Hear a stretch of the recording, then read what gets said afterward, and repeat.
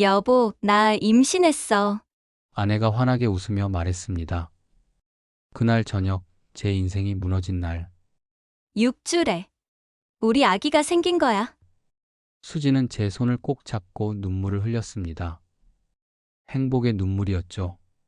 하지만 저는 웃을 수가 없었습니다. 왜냐하면 바로 그날 오후 병원에서 청천벽력 같은 진단을 받았으니까요. 무정자증, 정자가 전혀 없는 몸, 아이를 절대 가질 수 없는 몸.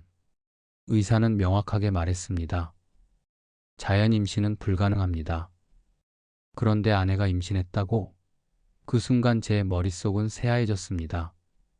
이 아이는 대체 누구의 아이지? 그리고 2주 후 저는 알게 됐습니다. 그 아이의 아버지가 누군지, 제가 12년간 형제처럼 믿었던 절친 김동호였다는 걸.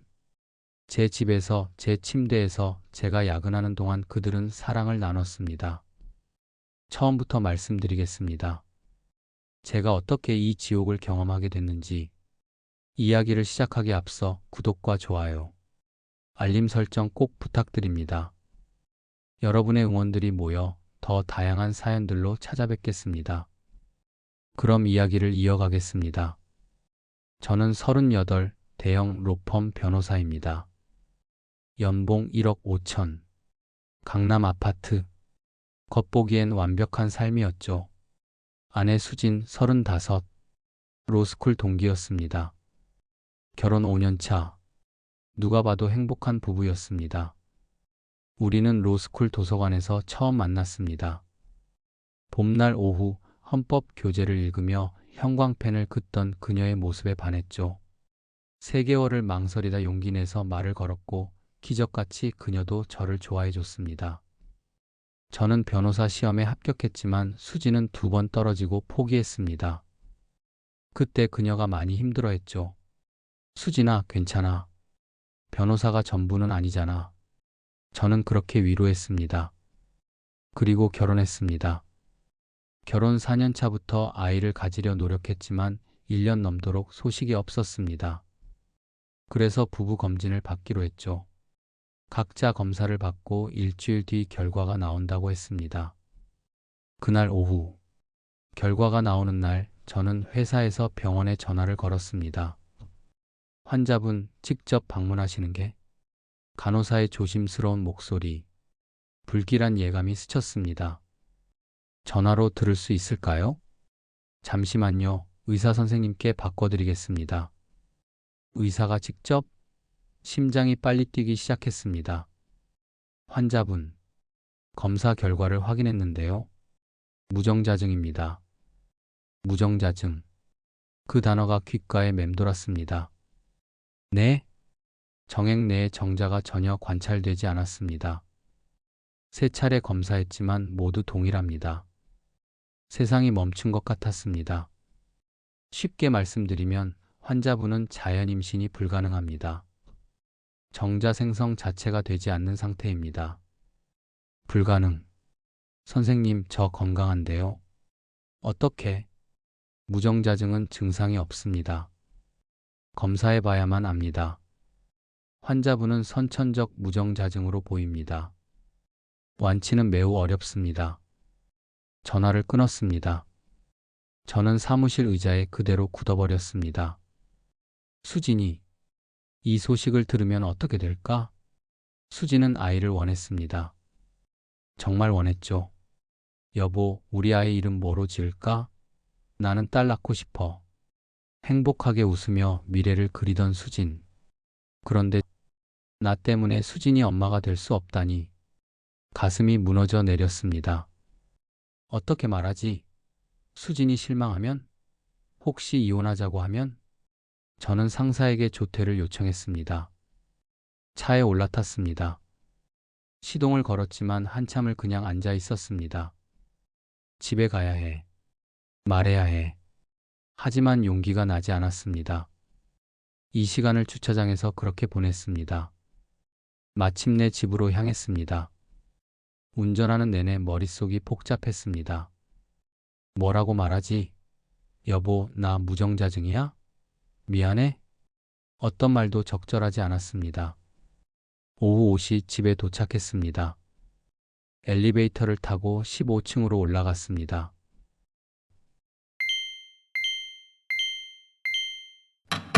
여보, 왜 이렇게 일찍 와? 수진의 목소리가 들렸습니다. 응. 일이 일찍 끝나서 거실로 들어갔습니다. 그리고 제 인생이 완전히 무너지는 순간을 맞이했습니다. 수진이 소파에 앉아 있었습니다. 그런데 그녀의 표정이 이상했습니다. 너무나 환하게 웃고 있었습니다. 평소와 완전히 다른 들뜨고 설레는 표정. 여보, 너 무슨 좋은 일 있어? 응. 나 할 말이 있어. 수지는 천천히 일어나 제게 다가왔습니다. 목소리가 떨리고 있었습니다. 기쁨의 떨림. 뭔데? 수지는 제 손을 잡았습니다. 그리고 제 눈을 똑바로 바라보며 말했습니다. 여보, 나 임신했어. 시간이 멈췄습니다. 모든 것이 멈췄습니다. 임신? 임신이라고? 응. 나 드디어 임신했어. 오늘 병원에서 확인했어. 6주래. 여보, 우리 아기가 생긴 거야. 우리 아기라고? 수지는 눈물을 글썽이며 제 두 손을 꼭 잡았습니다.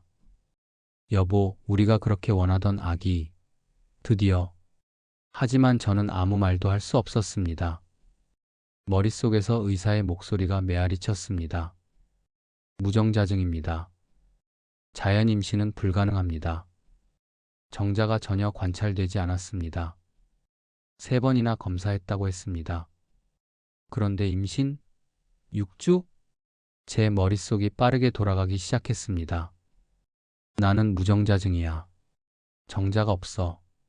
자연 임신은 불가능하다고 했어.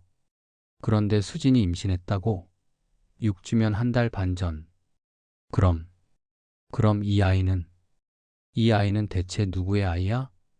심장이 미친 듯이 뛰기 시작했습니다. 가슴이 터질 것 같았습니다. 숨을 쉴 수가 없었습니다. 여보, 괜찮아? 수진이 제 얼굴을 들여다봤습니다. 얼굴이 새하얗게 질렸어. 어디 아파? 아니, 그냥 너무 놀라서. 그치? 나도 너무 놀랐어. 병원 갔는데 선생님이 임신이래서 진짜 깜짝 놀랐다니까. 수지는 환하게 웃었습니다. 6주면 거의 1달 반 정도 된 거잖아? 우리 지난달 말에. 기억나지? 그때인 것 같아. 지난달에 우리는 여러 번 관계를 가졌습니다. 하지만 그건 의미가 없었습니다. 왜냐하면 저는 무정자증이니까. 여보, 기쁘지 않아? 우리 아기야. 저는 수진을 바라봤습니다. 그녀의 행복한 미소를, 반짝이는 눈동자를, 볼에 흐르는 기쁨의 눈물을. 이 모든 게 진짜일까요? 아니면 연기일까요? 아내가 저를 속이고 있는 걸까요? 여보, 수진이 다시 불렀습니다. 응. 축하해, 수진아. 저는 그녀를 안았습니다. 억지로. 정말. 축하해. 제 목소리가 떨렸습니다. 수지는 제 등을 토닥이며 말했습니다. 여보, 울어? 정말 감동했구나. 귀여워. 우리 정말 좋은 부모 되자. 응? 그래, 그러자. 저는 대답했습니다. 하지만 제 머릿속은 이미 완전히 다른 생각으로 가득했습니다. 이 아이는 누구의 아이인 걸까? 에이, 아니야, 수진이가 그럴 리 없어. 8년을 함께 살았는데, 날 사랑한다고 했는데, 하지만 의학적으로 불가능하다고 했어. 그럼 오진인가? 아니야. 3번이나 검사했다고 했어. 그럼 대체 뭐란 말이야? 완전한 혼란이었습니다. 그날 저녁, 수지는 기분 좋게 저녁을 차렸습니다. 여보, 오늘은 특별한 날이니까. 그녀는 콧노래를 부르며 요리했습니다. 평소에 잘 안 하던 콧노래. 오늘 당신 좋아하는 갈비찜 했어. 저는 거실 소파에 앉아 그 모습을 바라봤습니다. 행복해 보였습니다. 너무나 자연스럽게. 연기라면 이렇게까지 자연스러울 수 있을까? 아니면 정말로 제 아이라고 믿고 있는 걸까요? 그것도 이상했습니다. 수진도 제가 무정자증이라는 걸 알아야 하는데.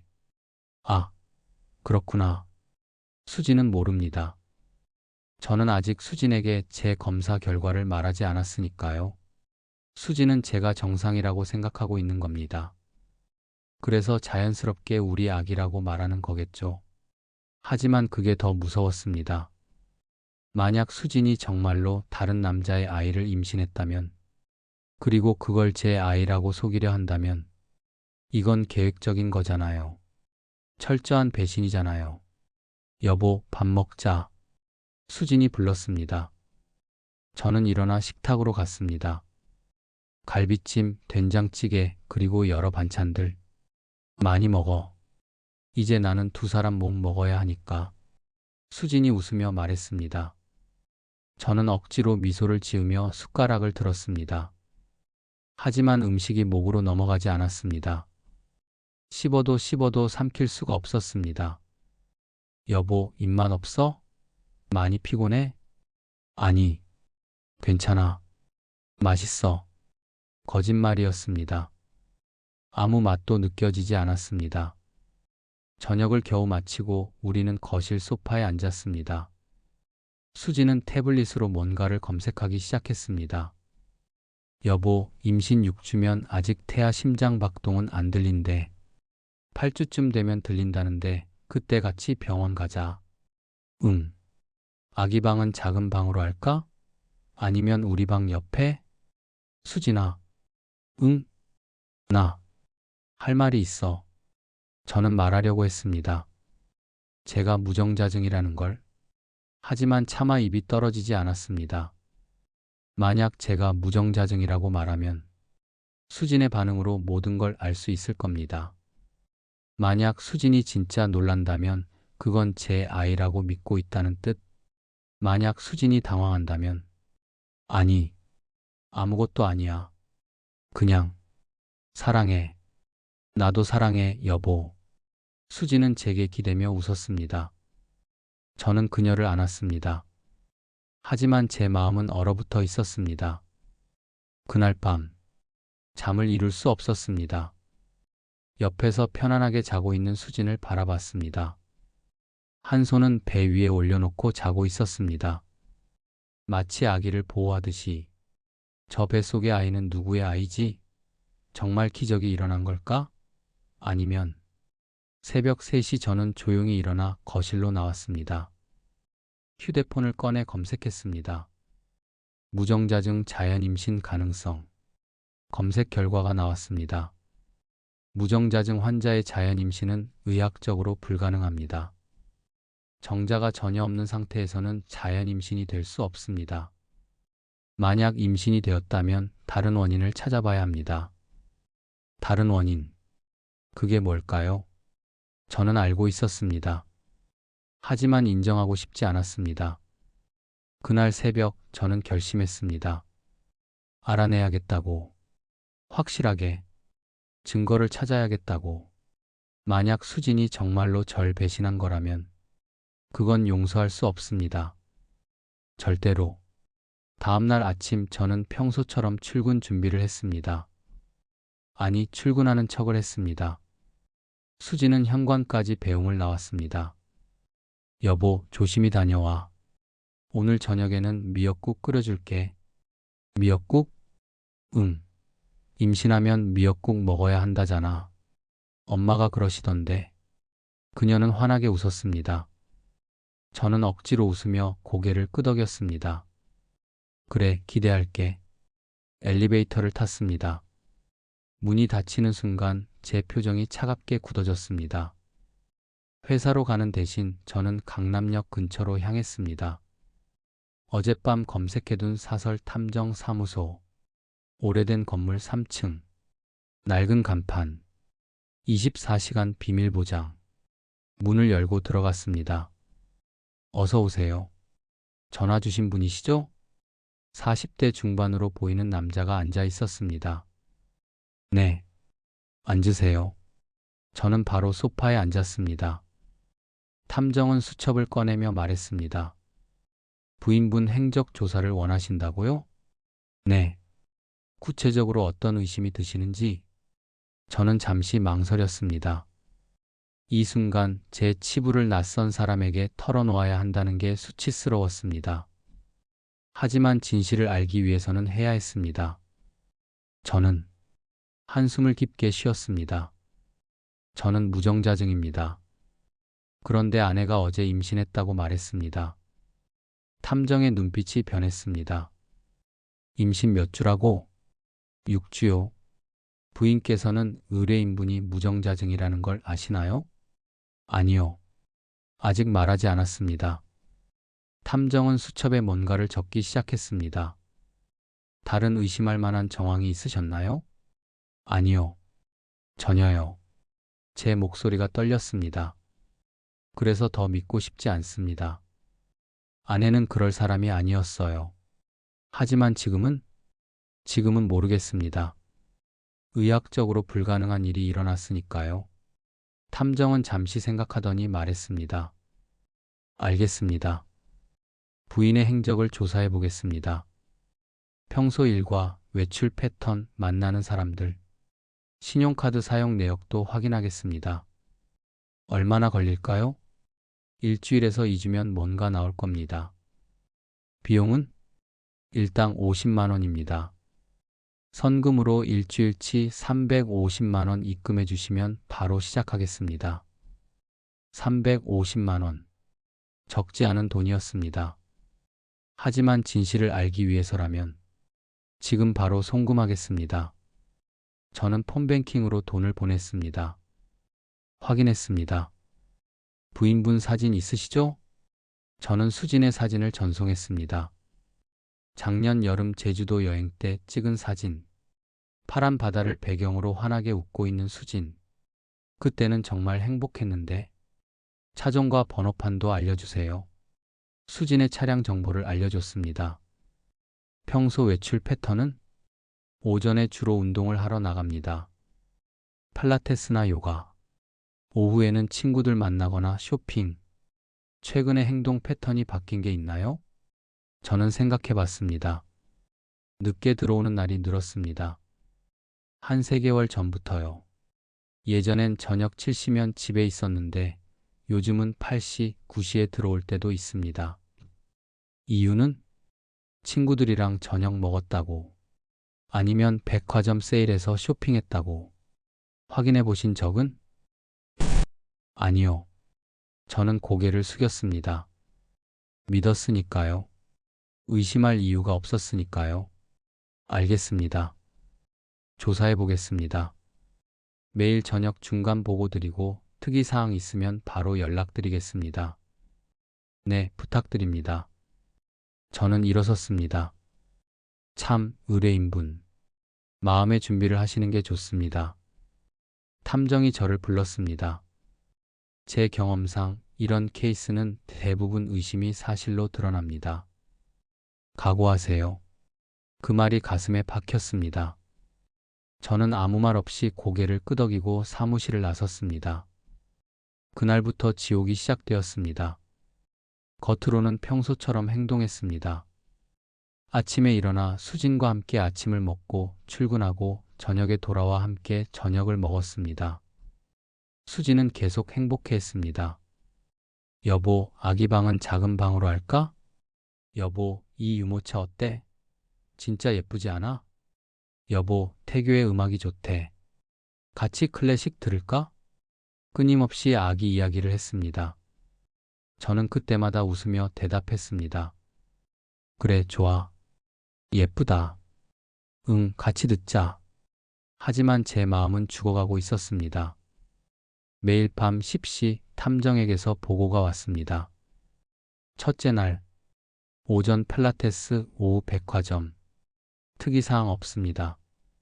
둘째 날, 카페에서 여자친구 2명과 특이사항 없습니다. 셋째 날, 오전 마트, 오후 카페. 특이사항 없습니다. 넷째 날, 하루 종일 집. 특이사항 없습니다. 특이사항 없음. 계속 그렇게 보고가 왔습니다. 저는 혼란스러웠습니다. 정말 내가 잘못 생각한 건가? 의사가 오진한 건가? 하지만 3번이나 검사했다고 했습니다. 오진일 리 없었죠. 5째 날도 6째 날도 마찬가지였습니다. 저는 점점 더 초조해졌습니다. 아무것도 안 나오면 어떡하지? 그럼 나는 뭘 믿어야 하지? 7째 날, 일요일이었습니다. 저는 집에 있었고 수진도 하루 종일 집에 있었습니다. 우리는 함께 영화를 봤습니다. 소파에 나란히 앉아서 수진은 제 어깨에 머리를 기댔습니다. 여보, 행복해? 응. 나는 정말 행복해. 당신이랑 결혼해서 이렇게 아기도 생기고. 그녀의 목소리는 따뜻했습니다. 저는 그녀의 머리를 쓰다듬었습니다. 제발 아무것도 아니길. 8째 날, 월요일 오후 2시. 회사에서 일하고 있는데 탐정에게서 전화가 왔습니다. 의뢰인분, 지금 통화 가능하세요? 목소리가 평소와 달랐습니다. 지금 부인께서 어떤 건물에 들어가셨는데요? 심장이 빨리 뛰기 시작했습니다. 어디요? 해바라기 센터라는 곳입니다. 해바라기 센터? 그게 어디죠? 성폭력 피해자 지원센터입니다. 순간 머릿속이 하얘졌습니다. 해바라기 센터. 성폭력, 성매매 피해자들을 상담하고 지원하는 국가기관이에요. 성폭력? 수진이? 확실한 겁니까? 네. 방금 들어갔습니다. 입구 사진 보내드리겠습니다. 곧 사진이 왔습니다. 여성아동 폭력 피해자 원스톱 지원센터 해바라기 센터. 그리고 그 문으로 들어가는 수진의 뒷모습. 검은 코트를 입고 천천히 들어가는 모습. 얼마나 있었나요? 지금 들어간 지 10분 됐습니다. 계속 지켜보겠습니다. 네. 부탁드립니다. 전화를 끊었습니다. 저는 의자에 그대로 주저앉았습니다. 성폭력 피해자 지원센터. 왜? 수진이 왜 거기를 가는 거지? 혹시 수진이 정말로 성폭행을 당한 건가? 그래서 임신한 건가? 머릿속이 복잡했습니다. 만약 수진이 정말로 성폭행 피해자라면 이건 수진의 잘못이 아닙니다. 저는 그녀를 위로하고 지켜줘야 합니다. 하지만 왜 저한테 말하지 않았을까? 왜 숨겼을까? 2시간 후 탐정에게서 다시 연락이 왔습니다. 부인께서 나오셨습니다. 표정은 눈이 좀 빨갰습니다. 온 것 같았어요. 알겠습니다. 계속 지켜봐 주세요. 그날 저녁 집에 돌아갔을 때 수지는 평소처럼 밝게 맞아줬습니다. 여보, 왔어? 오늘 뭐 했어? 응, 일 좀 하고. 너는? 나? 그냥 집에 있었어. 좀 쉬었어. 거짓말이었습니다. 해바라기 센터에 갔으면서 진짜 집에만 있었어? 저는 조심스럽게 물었습니다. 응. 왜? 의심해? 수진이 장난스럽게 웃었습니다. 아니, 저는 더 이상 묻지 못했습니다. 다음 날도 그 다음 날도 수진은 집에만 있었습니다. 하지만 5일 뒤, 금요일, 탐정에게서 다시 전화가 왔습니다. 또 해바라기 센터 갔습니다. 2시간 정도 있었어요. 일주일에 2번. 수지는 해바라기 센터를 다니고 있었습니다. 더 이상 참을 수 없었습니다. 2주간의 조사, 2번의 해바라기 센터 방문. 저는 결심했습니다. 직접 물어봐야겠다고. 그날 저녁 저는 일찍 퇴근했습니다. 오후 6시에 집에 도착했습니다. 여보, 벌써 왔어? 수진이 놀란 표정으로 맞았습니다. 응. 수진아. 제 목소리가 차갑게 나왔습니다. 앉아봐. 수진은 뭔가 눈치를 챘는지 조심스럽게 소파에 앉았습니다. 왜? 무슨 일 있어? 저는 그녀 맞은편에 앉았습니다. 그리고 천천히 입을 열었습니다. 수진아, 나한테 숨기는 거 없어? 응? 무슨 말이야? 최근에 어디 다녀온 데 없어? 수진의 얼굴이 미세하게 굳었습니다. 무슨 말이야? 해바라기 센터. 그 단어를 꺼내는 순간 수진의 얼굴이 새하얘졌습니다. 다 알아. 내가 거기 다니는 거. 일주일에 2번씩. 당신 나 미행시킨 거야? 수진의 목소리가 떨렸습니다. 분노인지 두려움인지 알 수 없는 떨림. 그래. 미행시켰어. 내가 거짓말하고 있어서. 나는 거짓말 안 했어. 집에 있었다고 했잖아. 그런데 해바라기 센터에 갔으면서 제 목소리가 커졌습니다. 수지는 눈물을 글썽이기 시작했습니다. 나는 왜 거기 가는 거야? 대체 무슨 일이 있었던 거야? 수지는 대답하지 않았습니다. 그저 고개를 숙이고 눈물만 흘렸습니다.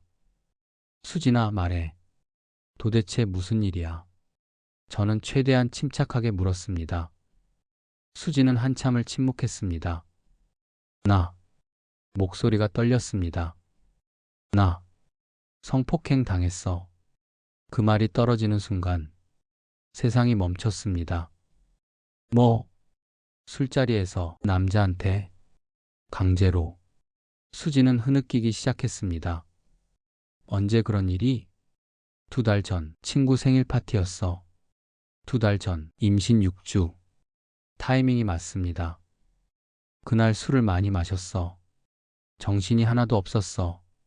친구들이랑 헤어져서 택시 타려고 하는데 수진의 목소리가 계속 이어졌습니다. 어떤 남자가 다가왔어. 같이 술 한 잔 더 하자고. 나는 거절했는데 그 다음은 기억이 안 나.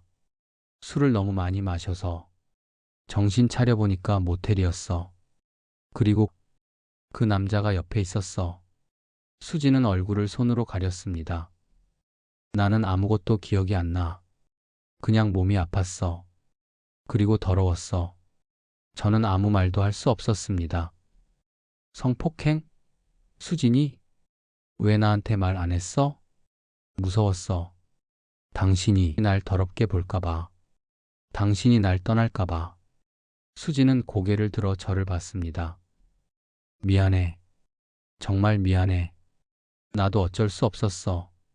만약 정말로 성폭행을 당한 거라면 그럼 이건 수진의 잘못이 아닙니다. 그럼 신고는 했어? 못했어. 증거가 없어. 그리고 무서웠어. 그 남자는 누군지는 알아? 몰라. 얼굴도 잘 기억 안 나. 그냥 악몽 같았어. 저는 그녀를 바라봤습니다. 눈물 흘리는 수진을, 떨고 있는 수진을. 하지만 제 마음 한편에서는 의심이 사라지지 않았습니다. 정말일까? 정말 성폭행을 당한 걸까? 아니면 거짓말일까? 너무 완벽한 변명 아닌가? 저는 몰랐습니다. 무엇이 진실인지, 누구를 믿어야 하는지. 수진의 고백을 듣고 난 후 저는 며칠간 혼란스러웠습니다. 만약 정말 성폭행을 당한 거라면 저는 그녀를 위로하고 지켜줘야 합니다. 남편으로서. 하지만 제 안에 또 다른 목소리가 계속 속삭였습니다. 저는 탐정에게 다시 연락했습니다. 2개월 전, 정확히는 8주 전쯤. 부인의 행적을 조사해 주실 수 있나요? 신용카드 내역을 확인해 보겠습니다. 이틀 후 탐정에게서 자료가 왔습니다. 8주 전 금요일 밤 수진의 카드 사용 내역. 오후 7시 30분 강남 레스토랑 15만 원. 오후 10시 20분 강남바 23만 원. 그리고 새벽 2시 45분 모텔 결제 내역 8만 5천 원. 가슴이 철렁했습니다. 정말 모텔에 있었던 거였습니다. 수진의 말이 맞았습니다.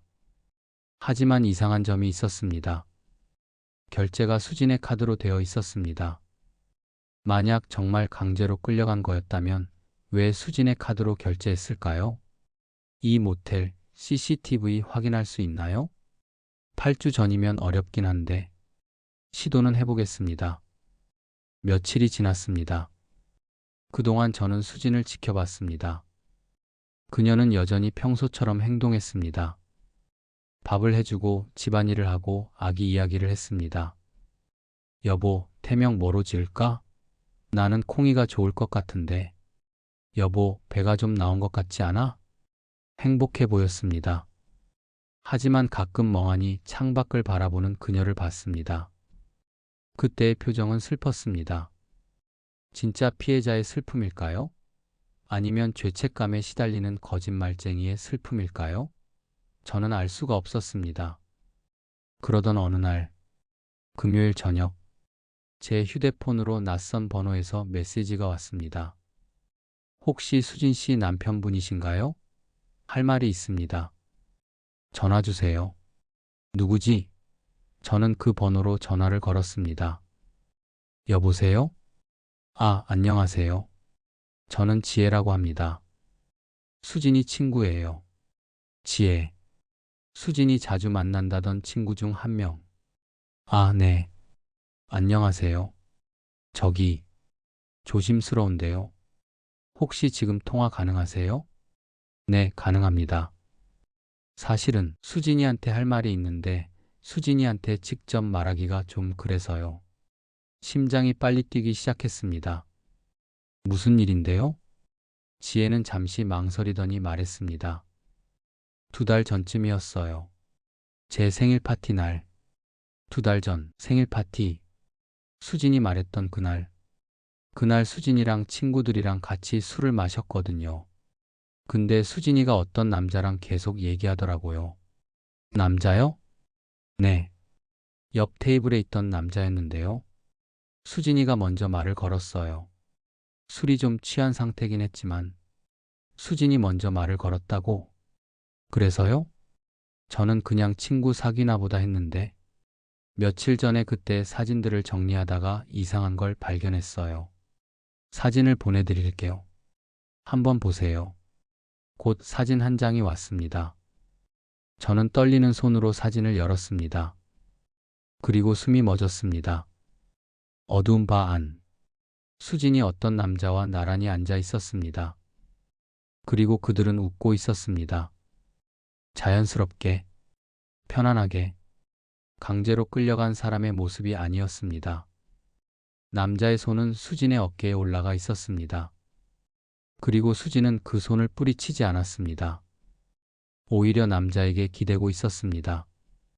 이게 언제 찍은 거예요? 제 목소리가 떨렸습니다. 밤 11시쯤요. 수진이가 나간다고 해서 우리는 먼저 나왔거든요. 근데 그 남자랑은 같이 나가더라고요. 둘이. 저는 괜찮은 줄 알았어요. 근데 며칠 전에 수진이한테 전화했을 때 목소리가 이상하더라고요. 그래서 혹시나 해서 오빠한테 연락드렸어요. 감사합니다. 저는 간신히 말을 꺼냈습니다. 전화를 끊었습니다. 저는 사진을 계속 들여다봤습니다. 확대했습니다. 수진의 얼굴. 웃고 있는 수진. 편안해 보이는 수진. 그리고 남자. 남자의 얼굴은 각도가 안 좋아서 잘 보이지 않았습니다. 옆모습만 조금. 하지만 뭔가 익숙한 느낌이 들었습니다. 저는 그 사진을 탐정에게 보냈습니다. 이 남자 누군지 알아낼 수 있나요? 얼굴이 잘 안 보이는데요. 최선을 다해보겠습니다. 그날 밤 집에 돌아갔을 때 수지는 평소처럼 저를 맞았습니다. 여보, 왔어? 오늘 당신 좋아하는 제육볶음 했어. 우리는 함께 저녁을 먹었습니다. 수지는 계속 웃었습니다. 하지만 제 머릿속에서는 그 사진이 지워지지 않았습니다. 남자와 웃고 있던 수진. 남자의 어깨에 기대고 있던 수진. 3일 후 탐정에게서 연락이 왔습니다. 의뢰인분 만나서 얘기하는 게 좋겠습니다. 목소리가 무거웠습니다. 심상치 않았습니다. 저는 회사를 조퇴하고 탐정 사무소로 갔습니다. 탐정은 저를 보자마자 봉투 하나를 건넸습니다. 여기 있는 내용들 각오하고 보세요. 뭔데요? 그냥 보세요. 저는 봉투를 열었습니다. 안에는 여러 장의 사진이 들어 있었습니다. 첫 번째 사진, 카페. 수진이 어떤 남자와 마주 앉아 커피를 마시고 있었습니다. 웃으며 이야기하는 모습. 두 번째 사진, 레스토랑. 같은 남자와 함께 마주 보며 식사하는 모습. 세 번째 사진, 공원. 나란히 걷고 있는 두 사람. 너무 가깝게. 네 번째 사진, 차 안. 남자가 운전하고 수진이 조수석에. 다섯 번째 사진, 우리 집 앞. 남자가 수진을 집까지 데려다 주는 모습. 이게 언제 찍힌 건가요? 제 목소리가 떨렸습니다. 최근 한 달간입니다. 일주일에 두세 번은 만나더군요. 일주일에 두세 번. 제가 회사에서 일하는 동안, 제가 밤늦게 야근하는 동안. 이 남자 누군가요? 저는 남자의 얼굴을 자세히 봤습니다. 옆모습, 뒷모습, 그리고 마지막 사진. 확대한 얼굴. 그 순간 세상이 무너졌습니다. 호, 김동호. 제 절친, 제 동료. 12년을 함께 한 친구. 형제처럼 여겼던 친구. 제가 가장 믿었던 친구. 확실합니까? 제 목소리는 이미 떨리고 있었습니다. 네, 확실합니다. 의뢰인분 회사에 근무하는 김동호 변호사 맞습니다. 머릿속이 하얘졌습니다. 아니, 새빨갛게 변했습니다. 언제부터인가요? 정확히는 모르겠습니다만 신용카드 내역을 대조해보니 최소 3개월 전부터로 보입니다. 임신 시기와 정확히 겹칩니다. 그리고 이건 그 모텔 근처 CCTV입니다. 8주 전 새벽 영상 파일이었습니다. 탐정이 노트북을 돌려 보여줬습니다. 흐릿한 영상. 하지만 두 사람의 모습이 보였습니다. 수진과 동호. 그들은 함께 모텔로 들어갔습니다. 수진은 비틀거리지 않았습니다. 술에 취한 모습도 아니었습니다. 자연스럽게 두 손을 잡고 웃으며 들어갔습니다. 더 있습니다. 탐정은 계속 자료를 꺼냈습니다. 다른 날의 사진들, 다른 모텔, 다른 호텔. 그들은 계속 만났습니다. 제가 출장 가 있는 동안 우리 집에서, 제 침대에서. 부인의 임신. 아마 이 남자의 아이일 가능성이 높습니다. 탐정이 조심스럽게 말했습니다. 그 말을 듣는 순간 뭔가가 터졌습니다. 제 안에서 뭔가가 폭발했습니다. 이 개자식이. 욕이 튀어나왔습니다. 평생 욕을 잘 안 하던 제 입에서 이 개자식이. 감히. 손이 떨렸습니다. 온몸이 떨렸습니다. 분노가, 배신감이, 증오가 제 온몸을 휘감았습니다. 동호. 그 새끼가 제 아내와 제 집에 놀러와서 제 밥을 먹고 제 술을 마시고 제 고민을 들어주는 척하면서 뒤에서는 제 아내와 잤다고. 이 사진들 전부 복사해 주세요. 알겠습니다. 저는 사무소를 나왔습니다. 차에 올라탔습니다. 시동을 걸었습니다. 그리고 핸들을 미친 듯이 쳤습니다. 소리를 질렀습니다. 지나가던 사람들이 쳐다봤습니다. 하지만 신경 쓰지 않았습니다. 눈물이 났습니다. 분노의 눈물, 슬픔의 눈물, 배신의 눈물. 한참을 그렇게 있다가 저는 전화를 걸었습니다. 동호에게. 형, 왜요? 그 녀석의 목소리. 평소처럼 밝은 목소리. 아무렇지도 않은 목소리. 동호야, 지금 어디야? 회사요. 왜요, 형? 나와. 지금 당장. 네. 무슨 일이에요? 나오라니까. 제 목소리가 터져 나왔습니다. 동호는 잠시 침묵했습니다. 그리고 말했습니다. 알겠습니다. 어디로 갈까요? 회사 근처 공원. 30분 안에. 네. 공원 벤치에 앉아 기다렸습니다. 20분 후. 동호가 나타났습니다. 형, 무슨 일이에요? 그 녀석은 여전히 웃고 있었습니다. 하지만 눈빛은 불안해 보였습니다. 뭔가 눈치를 챈 듯 했습니다. 저는 천천히 일어났습니다. 동호에게 다가갔습니다. 형? 동호가 한 발 뒤로 물러섰습니다. 저는 아무 말 없이 주먹을 휘둘렀습니다. 동호의 얼굴에 제 주먹이 박혔습니다. 으악! 동호가 비틀거리며 넘어졌습니다. 이 개자식아! 저는 쓰러진 동호의 멱살을 잡았습니다. 형, 왜 이러세요? 왜 이러냐고 이 새끼가 제 주먹이 다시 날아갔습니다. 형, 진정하세요. 진정하라고. 진정을 어떻게 해? 주먹이 계속 날아갔습니다. 형, 알고 계시는군요. 동호의 목소리가 바뀌었습니다. 밝았던 목소리가 가라앉았습니다. 언제부터야? 수진이랑. 언제부터 잤어? 동호는 입술을 닦으며 천천히 일어났습니다. 6개월 전부터요. 6개월. 제가 승진하고 바빠지기 시작한 때, 처음은 형이 출장 갔을 때였어요. 형수님이 외로워하시더라고요. 그래서 위로해줬다는 거야? 몸으로? 친구가 친구 아내랑 차? 그게 친구야? 저는 동호의 멱살을 다시 잡았습니다. 형. 형도 잘못이 있어요. 형은 형수님한테 너무 무관심했어요. 일만 했잖아요. 그게 네가 내 아내랑 잘 이유가 돼? 아니요. 하지만 형, 미안해요. 저도 어쩔 수 없었어요. 저는 동호를 밀쳤습니다. 동호는 바닥에 주저앉았습니다. 저는 형수님을 사랑하게 됐어요. 사랑? 이 새끼가 지금 사랑이라고?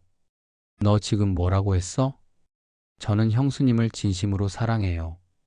형보다 더 사랑해요. 그 순간 이성이 끊어졌습니다. 저는 다시 동호에게 달려들었습니다. 주먹이 난무했습니다. 동호도 저항했습니다. 우리는 공원 바닥에서 뒹굴며 싸웠습니다. 싸우지 마세요. 경찰 부르겠어요. 지나가던 사람들이 소리쳤습니다. 결국 누군가가 우리를 떼어놨습니다. 저는 거친 숨을 몰아쉬며 동호를 노려봤습니다. 동호의 입술이 터져 피가 흐르고 있었습니다. 제 얼굴도 마찬가지였겠죠. 형. 형수님은 형이 아이를 가질 수 없다는 거 알아요.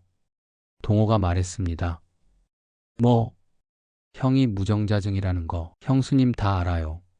세상이 또다시 무너졌습니다. 어떻게? 형수님이 말씀하셨어요. 형 서류 보고 알았다고. 집에 두고 온 진단서, 서류 가방 안에 넣어뒀던. 그럼 처음부터? 네. 형수님은 처음부터 제 아이를 원했어요. 거짓말이지? 거짓말 아니에요. 동호가 천천히 일어났습니다. 형, 미안해요. 하지만 우리는 진심이에요. 저와 형수님은 결혼할 거예요. 형이랑 이혼하고. 닥쳐. 형. 저는 동호를 손가락으로 가리키며 말했습니다. 너 각오해. 끝까지 간다. 회사에도 다 알릴 거야. 내가 무슨 짓을 했는지 변호사법 위반, 윤리 위반 다 까발릴 거야. 동호의 얼굴이 굳었습니다. 형, 그러지 마세요. 제 커리어가. 커리어? 내가 내 인생 망쳐놓고 커리어? 저는 돌아섰습니다. 더 이상 그 녀석의 얼굴을 볼 수 없었습니다. 집으로 향했습니다. 마지막 확인을 위해 저녁 7시 집에 도착했습니다. 여보, 왔어? 어머, 얼굴이 왜 그래? 수진이 놀라서 달려왔습니다. 제 얼굴의 상처를 보며 수진아. 저는 거실 소파에 앉았습니다. 앉아. 여보, 얼굴 치료부터. 앉으라고. 제 목소리에 수진이 깜짝 놀라 앉았습니다. 나 무정자증이야. 그 말을 하는 순간 수진의 손이 멈췄습니다. 무정자증. 아이를 가질 수 없는 몸이야. 넌 알고 있었지?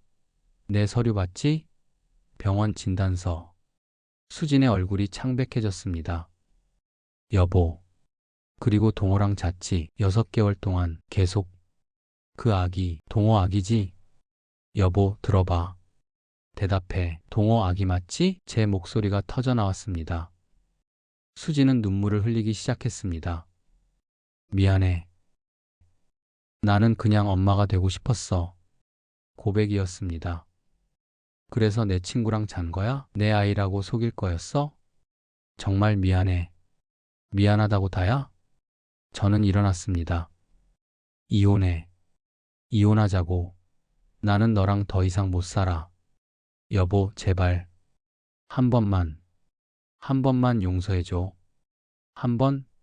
6개월 동안 계속 만났으면서 내 집에서, 내 침대에서 수지는 바닥에 주저앉았습니다. 제발. 우리 아기 생각해서라도. 그게 무슨 우리 아기야. 동호 아기잖아. 저는 방으로 들어가 짐을 쌌습니다. 옷가지들, 서류들, 당장 필요한 것들만. 여보, 안 돼. 가지 마. 수진이 붙잡았습니다. 하지만 저는 그녀의 손을 뿌리쳤습니다. 손 치워. 여보, 제발. 저는 현관으로 나갔습니다. 뒤에서 수진의 울음소리가 들렸습니다. 하지만 저는 돌아보지 않았습니다. 돌아보면 안 됐습니다. 그 다음 날부터 전쟁이 시작되었습니다. 변호사 선임, 이혼 소송, 위자료 청구, 그리고 회사의 모든 증거 제출, 사진들, 영상들, 신용카드 내역들. 회사는 발칵 뒤집혔습니다. 동호는 징계위원회에 회부되었습니다. 동료 변호사의 배우자와 부적절한 관계, 변호사법 위반, 윤리 위반, 결과는 해고. 3개월 후 이혼이 확정되었습니다. 위자료 2억 재산 분할 7대3. 수지는 아기를 낳았다고 들었습니다.